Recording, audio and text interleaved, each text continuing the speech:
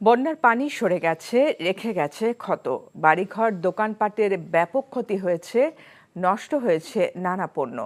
ফেনী, কুমিল্লা সহ বন্যা দুর্গত এলাকায় ফসলি জমি, বসতবাড়ি আর ঘের পুনর্বাসনে সরকারি সহায়তা চান ক্ষতিগ্রস্তরা। এছাড়া পানিবাহিত নানা রোগ প্রতিরোধে মেডিকেল টিমগুলোর আরও সক্রিয় ভূমিকা চান এলাকাবাসী।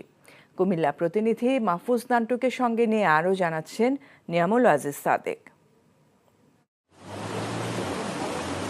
4 দশকের ইতিহাসে আকস্মিক এ বন্যায় সবচেয়ে বেশি ক্ষতিগ্রস্তগুলোর মধ্যে অন্যতম ফেনীর ফুলগাজী।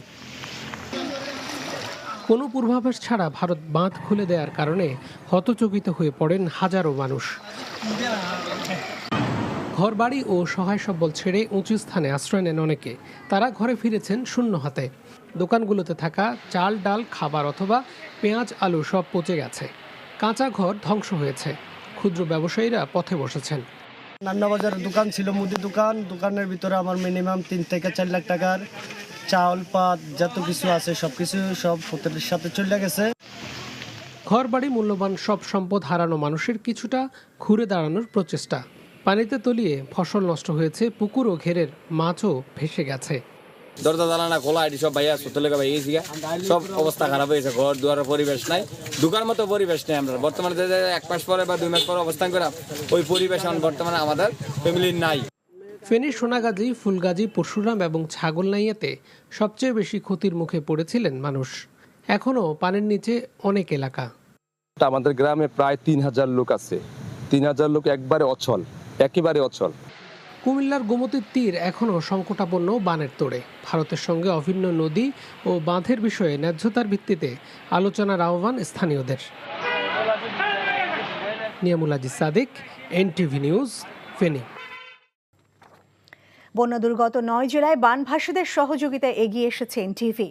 এবার ত্রাণ দেওয়া হয়েছে লক্ষ্মীপুরে। দুর্যোগের এ সময় ত্রাণ পেয়ে খুশি বন্যা দুর্গতরা। লক্ষ্মীপুর প্রতিনিধি আবুল কালাম আজাদের পাঠানো রিপোর্টে দেখুন বিস্তারিত। স্মরণকালের ভয়াবহ বন্যায় ফেনীর সাথে বিধ্বস্ত হয়েছে লক্ষ্মীপুর জেলা। গ্রামীণ জনপদের পাশাপাশি ধান, রবিশস্য, মাছের ঘের নষ্ট হয়েছে। বন্যা দুর্গতদের সহায়তায় এগিয়ে এসেছে এনটিভি।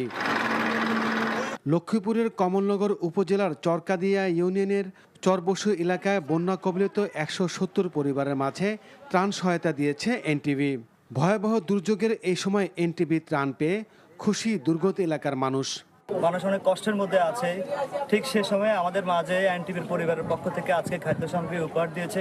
ডাল, চাল, আলু, তেল, অলিভ এগুলো খাইছি। আলাদা করে ধন্যবাদ। এনটিভির পক্ষ থেকে আজকে মানুষের জন্য খাবার নিয়ে আসছে এনটিভিকে ধন্যবাদ। শুধু সংবাদ আর বিনোদন নয়, দেশের প্রতিটি দুর্যোগে পাশে ছিল এনটিভি। তাই এনটিভির মতো অন্য প্রতিষ্ঠান বন্যা কবলিত মানুষের পাশে দাঁড়ালে এ ক্ষত হয়তো দ্রুত কাটিয়ে ওঠা সম্ভব বলে মনে করছেন সুশীল সমাজের প্রতিনিধিরা। NTV news desk. ভয়াবহ বন্যায় বরাবরের মতো মানবতার পাশে দাঁড়িয়ে প্রশংসায় ভাসছে আস-সুন্নাহ ফাউন্ডেশন। সংগঠনটি তহবিলে আসা অনুদান ইতিমধ্যেই 130 কোটি টাকায় পৌঁছেছে। 3 স্তরে ত্রাণ কার্যক্রমের অংশ হিসেবে বন্যা পরবর্তী পুনর্বাসনের জন্য নেওয়া হয়েছে নতুন নতুন পরিকল্পনা। আর প্রত্যাশার চাইতে অনুদান অনেক বেশি আসায় আগামীকাল রাত 12টার পর তাদের তহবিলে আর টাকা না পাঠানোর অনুরোধ জানিয়েছে আস-সুন্নাহ ফাউন্ডেশন। আরও জানাচ্ছেন জাহিদুর রহমান।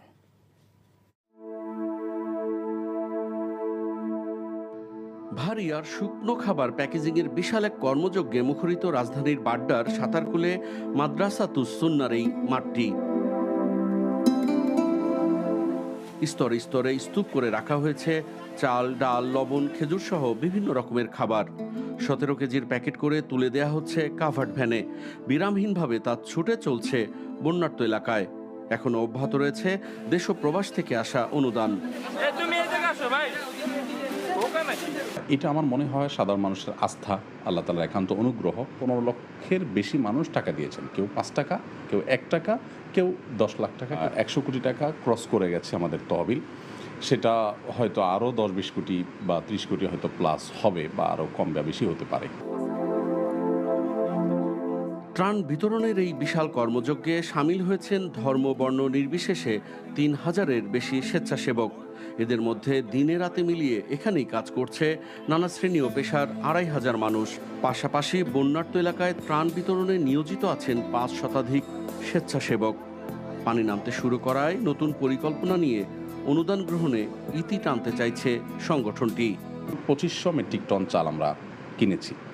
এই ২৫০০ মেট্রিক টন চাল আমরা ১ লক্ষ পরিবারকে, প্রত্যেক পরিবারকে ২৫ কেজি করে দিব, যাতে করে তারা সার্ভাইভ করে উঠতে পারেন।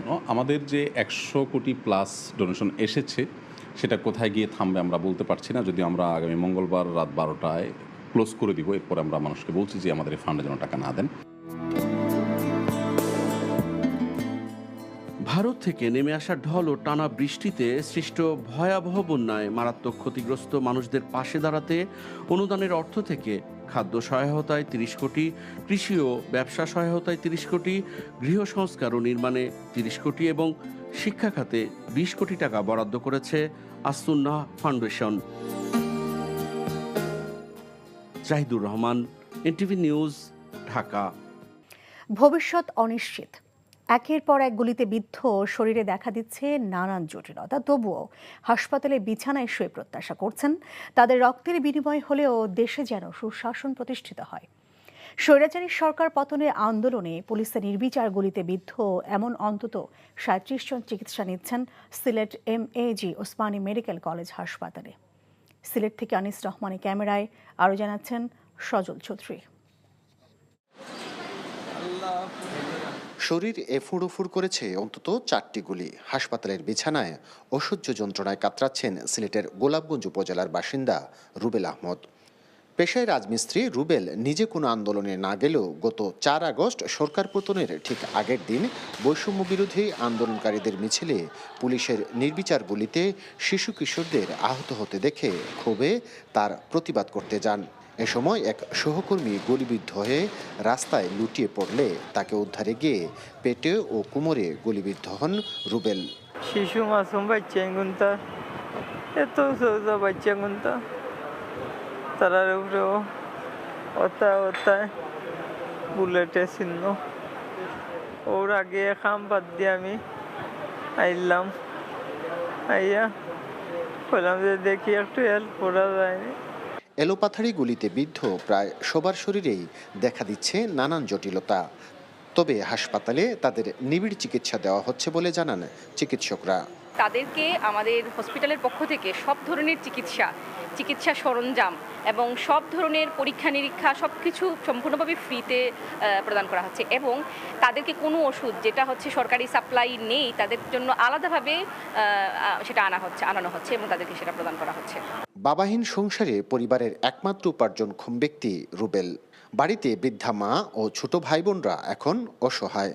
তবু সব কষ্টের বিনিময়ে দেশটা যেন ভালো থাকে, দেশের মানুষ যেন ভালো থাকে, হাসপাতালের বিছানায় শুয়ে এমনই প্রত্যাশা তার। আমাদের কষ্ট দিয়াও যদি দেশটা ভালো চলে যায়, আমাদের মরিয়াও আমরা শান্তি, আমরা কোনো কষ্ট নাই, কোনো কষ্ট থাকতো নাই। বৈষম্য বিরোধী ও সরকার পতনের আন্দোলনে গুলিবিদ্ধ ও গুরুতর আহত অন্তত ৩৭ জন এখনও চিকিৎসাধীন আছেন Sylhet MAG Osmani medical college হাসপাতালে। সজল ছত্রী, এনটিভি নিউজ, সিলেট। সঠিকভাবে বিডিআর হত্যাকাণ্ডের পুনঃ তদন্ত ও ন্যায় বিচার প্রক্রিয়া শিগগিরই শুরু করা হবে বলে জানিয়েছেন স্বরাষ্ট্র উপদেষ্টা অবসরপ্রাপ্ত লেফটেন্যান্ট জেনারেল মোহাম্মদ জাহাঙ্গীর আলম চৌধুরী। সকালে সচিবালয়ে সাংবাদিকদের একথা বলেন তিনি। বলেন, একজন নাগরিক হিসেবে এই হত্যার সুষ্ঠু বিচার চান তিনি। তামজিদ সুমনের রিপোর্ট। ২০০৯ সালের ২৫ ও ২৬ ফেব্রুয়ারি পিলখানায় বিডিআর বিদ্রোহের ঘটনায় ৫৭ সেনা সদস্য সহ নিহত হয় ৭৪ জন মানুষ। নারকীয় ওই ঘটনা শুধু বিডিআরের অভ্যন্তরীণ ছিল নাকি বাইরের ইন্ধনে হয়েছে তা নিয়ে হতাহতদের পরিবারের নানা প্রশ্ন রয়ে গেছে। বিদ্রোহের ওই ঘটনায় ৯,০১৯ জন জওয়ানকে বিভিন্ন মেয়াদে শাস্তি ও চাকুরিচ্যুত করা হয়। আর হত্যা মামলায় ১৫২ জনের মৃত্যুদণ্ড ও ১৬১ জনের যাবজ্জীবন কারাদণ্ড সহ ২৬২ জনের বিভিন্ন মেয়াদে শাস্তি দিয়েছে বিশেষ জজ আদালত। রোমহর্ষক এ ঘটনায় বৈচারিক আদালতের রায়ের বিরুদ্ধে আপিলের পূর্ণাঙ্গ রায়ও হয়েছে। তবে এই হত্যা মামলার তদন্ত নিয়ে উঠেছে নানা প্রশ্ন। ছাত্র জনতার গণ অভ্যুত্থানের পর নিহত সেনা সদস্যদের পরিবারের পক্ষ থেকে বিডিআর বিদ্রোহকে বিডিআর হত্যাকাণ্ড হিসেবে উল্লেখ করা হয়। তারা দাবি করেন ওই হত্যাকাণ্ড হয়েছে সরাসরি শেখ হাসিনা ও আওয়ামী লীগ নেতাদের প্রত্যক্ষ মদতে, তাই তারা শেখ হাসিনাকে হত্যাকারী হিসেবে অভিযুক্ত করেন। এতে আমরা মনে করি যে পর্দার আড়ালে রয়ে যাওয়া ষড়যন্ত্রকারীদের নাম বেরিয়ে আসবে। এমন প্রেক্ষাপটে ঘটনার 15 বছর পর নতুনভাবে এই হত্যাকাণ্ডের পুনঃতদন্ত ও ন্যায় বিচার প্রক্রিয়ার কথা বলছেন স্বরাষ্ট্র উপদেষ্টা। বর্তমান সরকার জনগণের অধিকার, সুশাসন ও ন্যায় বিচার প্রতিষ্ঠায় বদ্ধপরিকর। শুধু স্বরাষ্ট্র উপদেষ্টা হিসাবে নয়, একজন সাধারণ নাগরিক ও সেনাবাহিনী প্রাক্তন সদস্য হিসাবে আমি বিডিআর হত্যাকাণ্ডের ন্যায় বিচার চাই। সঠিকভাবে এই হত্যাকাণ্ডের পূর্ণ তদন্ত ও ন্যায় বিচার প্রক্রিয়া শীঘ্রই শুরু করা হবে। Tamjid Suman, NTV news, Dhaka. বানের পানি না জানি আর কত কি কেড়ে নেবে, বুক থেকে এমন শঙ্কার পাথর নামছে না লক্ষ্মীপুরের রামগতি, কমলনগর আর রামগঞ্জের বন্যা কবলিত মানুষের মন থেকে। ভেঙে গেছে লক্ষ্মীপুরের সংযোগ সড়কও। রনি রায়হানের ক্যামেরায় রিপোর্ট করছেন হাসান মাহমুদ।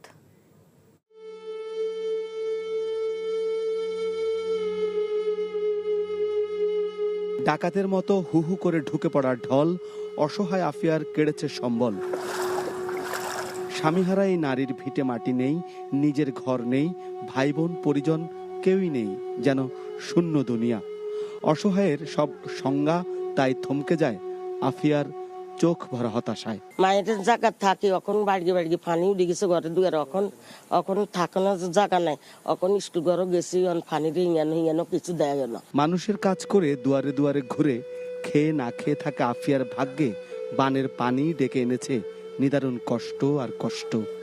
প্রতিবন্ধী একমাত্র মেয়েটার জন্যই আফিয়ার সব চিন্তা তুলে রাখা। আমার একটা মাইয়ে আছে প্রতিবন্ধী, আমার ঘর বাড়িও নাই, আমি থাকি পারে পারে, এখন পানি আর জায়গা থাকি স্কুল ঘর, সাপি নাই, কত বছর চলে গেছে। আফিয়ার দিকে তাকাবার সময় কোথায়? লক্ষ্মীপুরের রামগঞ্জের কাজিরখিলের সব বাড়িতেই তো বানের পানি। তলিয়ে গেছে কবরস্থান, মাছের ঘের, চৌমুহনী থেকে লক্ষ্মীপুর যাবার প্রধান সড়কও তো গেছে ভেঙে। 1 থেকে 1.5 কিলোমিটারের সামনে গেলে আপনি দেখবেন যে 7 থেকে 8টা গাড়ি ওখানে উল্টে রয়েছে, এক একটা খাদা আমার মাজা পরিমাণ। পানির জন্য রাস্তায় কি খাদা আছে না কি আছে কেউ দেখেন নাই। গাছপালা যা কিছু আছে সবকিছু ভেঙে একদম এদিকে পানিতে নিয়ে গেছে। এখন যে আমাদের দুর্ভোগ, আমাদের এলাকার ছোট ছোট বাচ্চা ওরা যেতে পারতেছে না। মানুষের পায়ে হাঁটার সড়ক এখন পানির নিচে, তাই রাস্তার উপর দিয়েই চলছে নৌকা। এমন অবস্থা রামগঞ্জ, রামগতি কিংবা কমলনগরের পুরো এলাকা জুড়েই। এখানকার মানুষ চায় বানবাসীদের সাহায্যার্থে অন্যরা এগিয়ে আসুক। Hasan Mahmud, NTV news, Ramganj, Lakshmipur. সরকারি কর্মকর্তা কর্মচারীদের সম্পদের হিসেব দেবার প্রক্রিয়া আগামী 7 দিনের মধ্যে 5 সদস্যের একটি কমিটি ঠিক করবে বলে জানিয়েছেন জনপ্রশাসন মন্ত্রণালয়ের সিনিয়র সচিব মোখলেসুর রহমান। দুপুরে সচিবালয়ে এক ব্রিফিংয়ে এসব বলেন তিনি। আর পরবর্তী 7 দিনের মধ্যে সম্পদের হিসেব জমা দেবার প্রক্রিয়া শুরু হবে এবং না দিলে আইন অনুযায়ী ব্যবস্থা নেওয়া হবে বলেও জানান তিনি। রিপোর্ট করছেন রকনউদ্দিন। রোববার জনপ্রশাসন মন্ত্রণালয় থেকে জারি করা প্রজ্ঞাপনের মাধ্যমে প্রায় 15 লাখ সরকারি কর্মকর্তা ও কর্মচারীদের সম্পদের হিসেব দিতে নির্দেশ দেওয়া হয়। কতদিনের মধ্যে ও কিভাবে তা দিতে হবে সেই প্রক্রিয়া ঠিক করতে 5 সদস্যের কমিটি গঠন করা হয়েছে বলে সোমবার জানান জনপ্রশাসন মন্ত্রণালয়ের সিনিয়র সচিব। 7 দিনের মধ্যে কমিটির পক্ষ থেকে প্রক্রিয়া ঠিক করা হবে ও পরবর্তী 7 দিনের মধ্যে হিসেব জমা দেওয়া শুরু হবে বলেও জানান তিনি। এখানে আছে দুর্নীতি দমন কমিশনের সচিব মহোদয়, এনবিআর এর একজন প্রতিনিধি, অর্থ বিভাগের একজন প্রতিনিধি, সিএনএ আমরা যে কম্পিউটার অ্যান্ড অডিটর জেনারেল বলি ওনার একজন প্রতিনিধি, এবং এই মন্ত্রণালয়ের শৃঙ্খলা ও তদন্ত আমাদের যে উইং আছে, এটা উইং চিফ আগে বলতো জয়েন্ট সেক্রেটারি, এখন এডিশনালি থাকে, উনি এটার মেম্বার সেক্রেটারি। এই কমিটি করে দেওয়া হয়েছে, তাদেরকে টাইমলাইন আমরা দেবো, একটা ন্যূনতম সময় তারা কি করবে, একটা ফরম্যাট রেডি করবে, নট মোর দেন 7 days যদি ফরম্যাটটাই চাই। আচ্ছা, ফরম্যাট চাওয়ার পর আমরা প্রসেস করে সরকারের সিদ্ধান্ত কে কোথায় কবে দিবে এটা সিদ্ধান্ত হবে আমাদের এই মন্ত্রণালয় যেমন শৃঙ্খলা শাখা আছে, সব মন্ত্রণালয়ের আছে, সব ডিপার্টমেন্টের বিভিন্ন সেটের অফিসার আছে, আমরা বলে দেবো অমুকের কাছে জমা দেবে। এ সময় তার কাছে সাংবাদিকরা জানতে চান কেউ সম্পদের হিসেব না দিলে কি হবে, আর জমা দেয়া তথ্য প্রকাশ করা হবে কিনা। ব্যাংকের হাজবেন্ডের অ্যাকাউন্টের তথ্য ওয়াইফকে দিতে পারেন না, ওয়াইফের অ্যাকাউন্ট তথ্য হাজবেন্ডকে দিতে পারেন, জানেন একসাথে কিছু ফান্ডামেন্টাল রুলস, এগুলো নিয়ে আমরা নতুন করে কথা বলতে চাই না। যারাই পাবলিক অফিস হোল্ড করে মানে বেতন খায় তারা এটার মধ্যে সবাই জমা না দিলে খবর আছে। এবার সোজা কথা, আইনানুগ খবর। খবরটা আমরা ওই চিঠি যখন দেবো তখন দিয়ে দেবো, ওই চিঠির মধ্যে খবরটা দেওয়া থাকবে। 7 দিনের মধ্যে সব জেলায় ডিসি নিয়োগ দেওয়ার প্রক্রিয়া সম্পন্ন হবে বলেও জানান জনপ্রশাসন সচিব। রোকন উদ্দিন, এনটিভি নিউজ, ঢাকা। অভিযুক্তদের গ্রেফতার ও হাসপাতালে নিরাপত্তা ব্যবস্থা জোরদার করায় আগামীকাল থেকে বহির্বিভাগ সেবাসহ সব ধরনের সেবা কার্যক্রমে অংশ নেবেন বলে জানিয়েছেন আন্দোলনরত চিকিৎসকরা।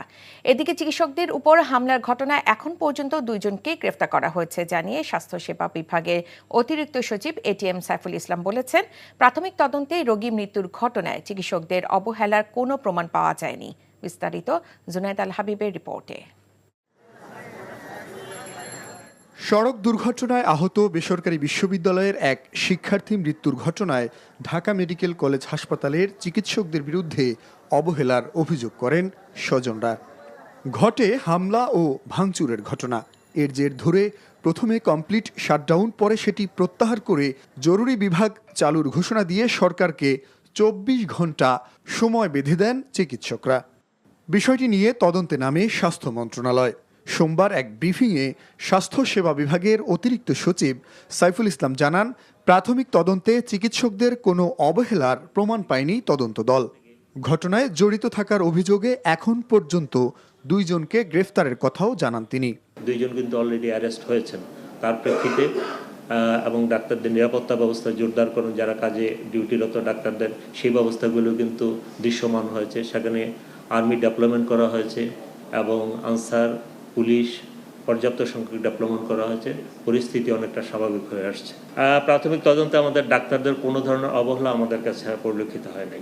এদিকে চিকিৎসকদের দাবি অনুযায়ী জোরদার করা হয়েছে ঢাকা মেডিকেল কলেজ হাসপাতাল এলাকার নিরাপত্তা ব্যবস্থা। বহির্বিভাগ ছাড়া হাসপাতালের সব ধরনের কার্যক্রম স্বাভাবিক রয়েছে বলে জানিয়েছেন প্রতিষ্ঠানটির পরিচালক ব্রিগেডিয়ার জেনারেল আসাদুজ্জামান। সকল ওয়ার্ডে, যেসব ওয়ার্ডে আমাদের ভর্তি আছে রোগী, সেসব ওয়ার্ডে কিন্তু যথেষ্ট পরিমাণ ডাক্তার, আপনারা গেলে দেখতে পাবেন। আমরা এখন যে 2টা ওয়ার্ড দেখে আসলাম, 5-6 জন করে ডাক্তার কিন্তু ওখানে আছে। তারপরে আইসিইউ, এইচডিইউ, সিসিইউ, এইসব রোগীদের চিকিৎসা কিন্তু কোনো অংশে ব্যাহত হচ্ছে না। চিকিৎসকদের দাবি পূরণে সরকার সচেষ্ট থাকায় মঙ্গলবার থেকে বহির্বিভাগের সেবা কার্যক্রমে অংশ নেওয়ার ঘোষণা দিলেও দাবি আদায় না হওয়া পর্যন্ত আন্দোলন চালিয়ে যাওয়ার কথা বলেন আন্দোলনরত চিকিৎসকরা। মঙ্গলবার সকাল 8টা থেকে 10টা পর্যন্ত অবস্থান কর্মসূচিও ঘোষণা করেন তারা। জুনায়েদ আল হাবিব, এনটিভি নিউজ, ঢাকা। জাতীয় পার্টির মঞ্জু গ্রুপের চেয়ারম্যান আনোয়ার হোসেন মঞ্জুকে গ্রেফতার করেছে ঢাকা মহানগর গোয়েন্দা পুলিশ। বিকেলে রাজধানী ধানমন্ডি থেকে তাকে গ্রেফতার করা হয়। বর্তমানে মিন্টু রোড ডিবি কার্যালয়ে রয়েছেন তিনি। গোয়েন্দা কর্মকর্তারা জানান, তার বিরুদ্ধে 5টি হত্যা মামলা রয়েছে। আনোয়ার হোসেন মঞ্জু পিরোজপুর 2 আসনের সাবেক সংসদ সদস্য ছিলেন। পানি সম্পদ মন্ত্রীর দায়িত্ব পালন করেন তিনি জাতীয় পার্টির একটি অংশের নেতা, যা জেপি নামে পরিচিত। এদিকে ঢাকা 7 আসনের সাবেক সংসদ সদস্য হাজি সেলিমে 5 দিনের রিমান্ড মঞ্জুর করেছে আদালত। ঢাকা মহানগর হাকিম আক্তারুজ্জামান এ আদেশ দেন। আইডিয়াল কলেজের প্রথম বর্ষের ছাত্র খালিদ হাসান সাইফুল্লাহ হত্যা মামলায় তাকে গ্রেফতার করে পুলিশ। বাংলাদেশ ও চীনের সাংস্কৃতিক ও অর্থনৈতিক উন্নয়নে একসাথে কাজের ধারাবাহিকতা বজায় রাখার কথা জানিয়েছেন বাংলাদেশে নিযুক্ত চীনের রাষ্ট্রদূত। বিকেলে রাজধানী মগবাজারে জামায়াতের কেন্দ্রীয় কার্যালয়ে এক বৈঠক শেষে সাংবাদিকদের একথা বলেন রাষ্ট্রদূত। আর রোহিঙ্গা প্রত্যাবাসনে চীন বড় ভূমিকা রাখবে বলে আশাবাদ জানান জামায়াত আমির। একই সাথে এদেশে আরও বেশি বিনিয়োগের আহ্বান জানিয়েছেন ডাক্তার শফিকুর রহমান। এ সময় বাংলাদেশে অন্তর্বর্তী সরকারের সময়সীমা সংক্রান্ত সাংবাদিকদের এক প্রশ্নের জবাবে চীনা রাষ্ট্রদূত কোনো মন্তব্য করেননি। আসসালামু আলাইকুম ওয়া রাহমাতুল্লাহ। আমরা আশা করছি আগামী দিনগুলোতে আমাদের এই ধরনের মিউচুয়াল ডায়ালগ অব্যাহত থাকবে 2 দেশের স্বার্থে। আমরা অনুরোধ করেছি তারা যেন বাংলাদেশে তাদের ইনভেস্টমেন্টকে আরও বেশি ইনক্রিজ করেন। আমরা আশা করছি যে তারা এটা সক্রিয় বিবেচনায় নেবেন। রোহিঙ্গা ইস্যুতে আমরা অনুরোধ করেছি যে তাদের পুনর্বাসনের রিপ্যাট্রিয়েশনের জন্য তারা ইফেক্টিভ রোল। আওয়ামী সরকারের সাবেক পররাষ্ট্রমন্ত্রী মোহাম্মদ হাসান মাহমুদ সহ 18 জন মন্ত্রী ও 8 সংসদ সদস্যের দেশ ত্যাগে নিষেধাজ্ঞা দিয়েছে আদালত। সাবেক আইনমন্ত্রী আনিসুল হক, সাবেক পররাষ্ট্রমন্ত্রী মোহাম্মদ হাসান মাহমুদ, সাবেক বাণিজ্যমন্ত্রী টিপু মুন্সি, এলজিআরডি মন্ত্রী মোহাম্মদ তাজুল ইসলাম, সাবেক ধর্ম বিষয়ক মন্ত্রী ফরিদুল হক খান, বস্ত্র ও পাটমন্ত্রী গোলাম দস্তগীর গাজী, সাবেক তথ্যমন্ত্রী হাসানুল হক ইনু, বিদ্যুৎ জ্বালানি ও খনিজ সম্পদ মন্ত্রণালয়ের সাবেক প্রতিমন্ত্রী নসরুল হামিদ বিপু, সাবেক আইসিটি প্রতিমন্ত্রী জুনেদ আহমেদ পলক, সাবেক দুর্যোগ ব্যবস্থাপনা ও ত্রাণ প্রতিমন্ত্রী ডাক্তার এনামুর রহমান সহ 18 মন্ত্রী ও 8 জন সংসদ সদস্যের দেশ ত্যাগে নিষেধাজ্ঞা দেওয়া হয়েছে। দুর্নীতি দমন কমিশনের আবেদনের প্রেক্ষিতে এই আদেশ দেয় ঢাকা মহানগর দায়রা জজ আদালত।